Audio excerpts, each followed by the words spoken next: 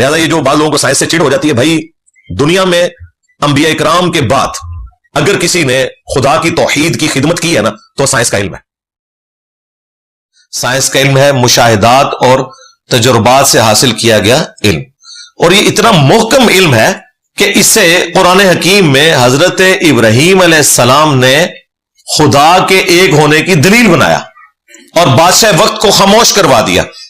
سورۃ البقرہ میں آتا ہے نا، اس بادشاہ نے کہا کہ میں بھی زندہ کرتا ہوں اور مارتا ہوں. 2 قیدی منگوائے. قرآن میں پورا واقعہ ذکر نہیں، بس اتنا حصہ ہے. ایک کو چھوڑ دیا، ایک کو قتل کروا دیا. تو ابراہیم علیہ السلام نے کہا کہ یہ پورے سے دماغ کا بندہ ہے، اس کے ساتھ موٹی بات کرنی چاہیے. کہا میرا رب وہ ہے جو مشرق سے سورج نکالتا ہے ود رسپیکٹ ٹو زمین. ویسے تو سورج نہیں نکلتا، لیکن یہ فزیکل جو آبزرویشن ہے اس میں اگر تو خدا ہے تو مغرب سے نکال.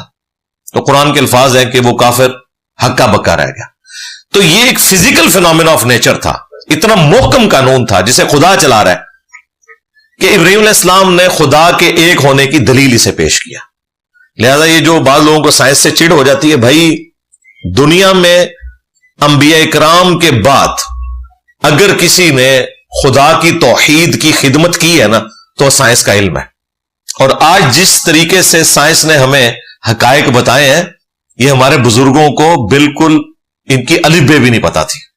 ہر آنے والا دن کل یوم ہوا فی شأن، اللہ نئی شان سے ظاہر ہو رہا ہے. سائنس کی برکت سے ہمیں کیا کچھ پتا چل رہا ہے.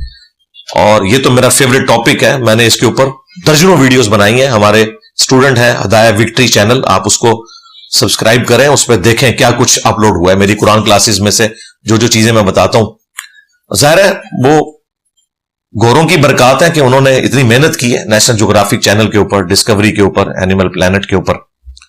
ہمارے تو بزرگان دین صرف ٹرینیں روکتے رہے، انجن روکتے رہے، انجن بنا کوئی نہیں سکا. سیدھی سی بات ہے.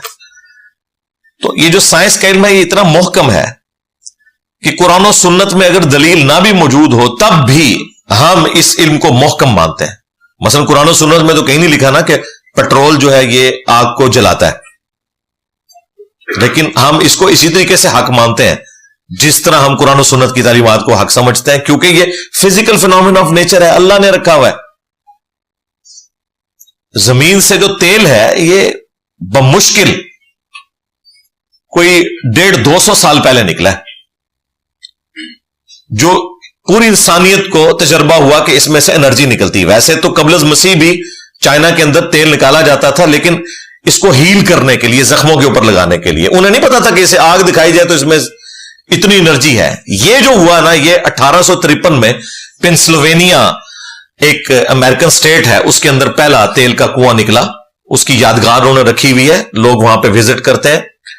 سر ایڈون تھے، ماشاءاللہ مٹھی داڑھی تھی، کرنل ایڈون، حضرت ایڈون رحمت اللہ علیہ. تو ظاہر ہم نہیں کہتے وہ تو، لیکن حضرت ایڈون تو کہہ سکتے ہیں. انہوں نے وہ تیل نکالا اور دیکھیں دنیا بدل گئی. اتنی بڑی تبدیلی دنیا کے اندر آئی. اور اس سے حیران کن بات یہ ہے کہ ہمارے سارے بزرگان دین جن کے بارے میں ان کے ماننے والے یہ دعویٰ کرتے تھے کہ یہ اوپر دیکھتے ہیں تو عرش تک ان کی نگاہ پہنچ جاتی ہے، نیچے دیکھتے ہیں تو 7 زمینیں کراس ہو جاتی ہیں. اور حالت یہ کہ یہ سب کے سب لوگ مکے مدینے جاتے تھے، لیکن تیل کسی کو نظر نہیں آیا. 1944 میں ارامکو کمپنی، حضرت امریکہ کی حضرت ارامکو کمپنی نے تیل نکالا اور اتنا غریب ملک جو ہے وہ دیکھتے ہی دیکھتے امیر ہو گیا. اس سے پہلے تو کسی بزرگ کو نہیں پتا تھا. ارامکو کمپنی نے نہ صرف تیل نکالا بلکہ بزرگوں کا بھی تیل نکال دیا.